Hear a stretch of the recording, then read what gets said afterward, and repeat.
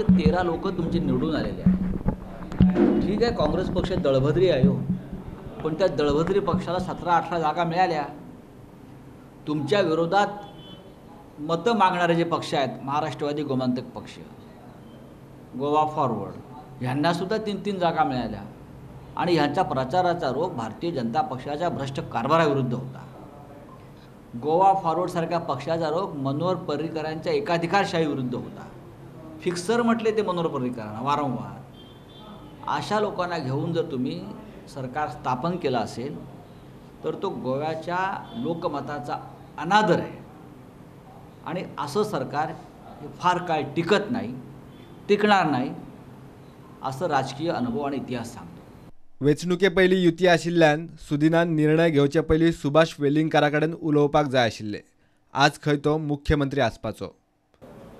पण आता ढवळीकरांनी चर्चा करायला पाहिजे होती वेलिंगकरांशी या विषयावरती. सुभाष वेलिंगकर यांनी जी एक मोठी आघाडी बनवली, त्याचं नेतृत्व जरी त्यांनी केलं असलं तरी मुख्यमंत्री पदाचे उमेदवार श्री ढवळीकर होते.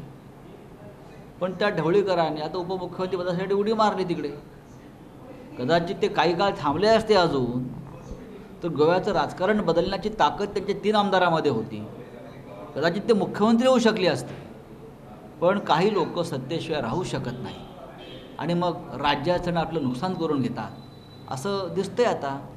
रक्षामंत्रीपद सोडून गोंयांत आयला म्हूण शिवसेनेन पर्रीकाराकूय बरोच तासलो. मनोहर पर्रीकरांच्या विरोधात सुद्धा आमचा उमेदवार असेल शिवसेनेचा ठरलेला आहे. दिल्लीत मन रमत नाही, देशाचा कारभार सांभाळता येत नाही, अपयश आहे सगळ्या आघाड्यांवरती, म्हणून ते गोव्यात परतले का. यशवंतराव चव्हाण हे सह्याद्री आमचा हिमालयाच्या मध्ये दिला गेला त्यावेळेला, आणि आमचे गोव्याचे हिमालय सोडून परत तिथे टेकडीवरती आले.